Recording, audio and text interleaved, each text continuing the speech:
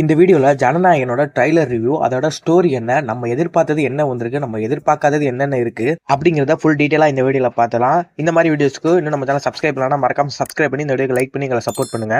ட்ரைலர்ல இதுல பகவந்த் கேசரி சீன்லாம் இருக்கு அப்படின்னு சொல்ற மாதிரியே ஸ்டார்ட் ஆகுது. தளபதி வெற்றி கொண்டான் எப்படிப்பட்டவர், அவருக்கும் மமிதாக்கும் உள்ள பாண்ட் என்ன அப்படின்னு போற ட்ரெய்லர் வில்லனை நோக்கி போகுது.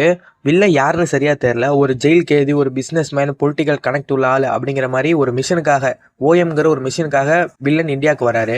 இப்படி இருக்கிற ட்ரெய்லர்ல படத்தோட முக்கியமான கான்ஃபிளிக்ட் என்ன அப்படிங்கிறதையும் ரிவீல் பண்றாங்க. மமிதா, அதாவது விஜய் கேரக்டரோட ப்ராப்ளம், அவங்களுக்கு பின்னாடி உள்ள ஒரு முக்கியமான விஷயம், ஒரு சீக்ரெட் அப்படிங்கிறது ரிவீல் ஆகி ராவண மோகன் ட்ராக் வந்ததுலேருந்து full action block, political problem, drone, ரோபோட்டுன்னு எங்கெங்க போய் ட்ரெய்லரை முடிக்கிறாங்க.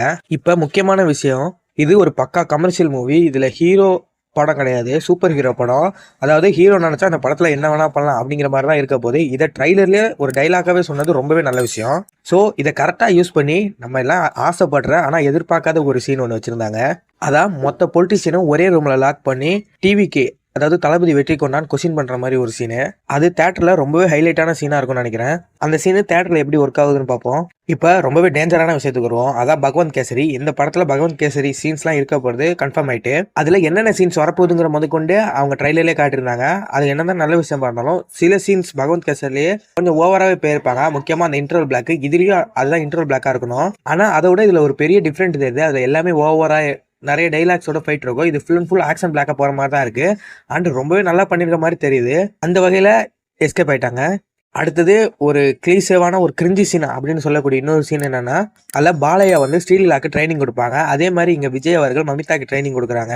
ஸோ அதுல அது ஒரு சாங் கிட்ட வர மாதிரி ரொம்பவே ஓவரா இருக்கும். இதுலயும் அந்த மாதிரி இருக்க மாதிரி தான் இருக்கு. ஸோ இதை மட்டும் சரியா பண்ணிட்டாங்கன்னா மொத்தமா தப்பிச்சிடலாம். பகவந்த் கேசரியில வரக்கூடிய வில்லன் அண்ட் ஸ்ரீலீலா போர்ஷன், அதாவது அவங்களோட ஆர்ஜின் வேறவா இருக்கும். அண்ட் இப்போ இருக்க ட்ரைலர் வச்சு பார்த்தா ஜனநாயகன்ல வில்லன் அண்ட் மமிதா பைஜியோட ஆர்ஜின் ரொம்பவே வேறையா இருக்கு. பகவந்த் கேசரியில இருக்கிற சீன் இதுல இருக்கிறத ரிவீல் பண்ணது ரொம்பவே நல்ல விஷயம் தான். அண்ட் பகவந்த் கேசரி ஒன்றும் மோசமான படம்லாம் கிடையாது. அதை கரெக்டாக பண்ணால் இன்னும் நல்லாவே பண்ணலாம். நம்ம டிவிக்கு யாரு, மமிதாவுக்கும் அவருக்கும் உள்ள சம்பந்தம் என்ன, அவங்க பின்னாடி உள்ள சீக்ரெட்டு, கார்பரேட்டு, பொலிட்டிஷியன்ஸோட டிவிகே கேரக்டருக்குள்ள ஃபைட்டுன்னு இந்த ட்ரெய்லர் பல விஷயங்களை கொஸ்டின் பண்ணியிருக்கு. படத்தில் பார்க்க சொல்லி அதை நம்ம இந்த வீடியோலேயே பார்த்துடலாம். உங்களுக்கு இந்த விஷயம்லாம் ரிவீல் ஆகாமல் படத்துலேயே பார்த்து எங்கேஜ் ஆகுறீங்கன்னா இந்த வீடியோ இதோட முடிச்சுக்கோங்க. இப்போ டிவிகேங்கிற கேரக்டர் ஒரு காலத்தில் போலீஸாக இருந்த கேரக்டர். அண்ட் ஒரு பொலிட்டிஷியன் மேலே கை வச்சனால அவர் ஜெயிலுக்கு போயிடுவார். அதுக்கப்புறம் அவர் ஜெயிலேருந்து ரிலீஸ் ஆகி வருவார். பகவந்த் கேசரில் இப்படி பாலையா ஜெயிலேருந்து ரிலீஸ் ஆக வரும்போது அங்கே ஜெயிலராக இருந்த சரத்குமாரோட பொண்ணை தான் இவர் அழைச்சிட்டு வர மாதிரி இருக்கும், சரத்குமார் இறந்ததுக்கு அப்புறம். ஆனால் இந்த படத்தில் அப்படி இருக்க போகிறது இல்லை.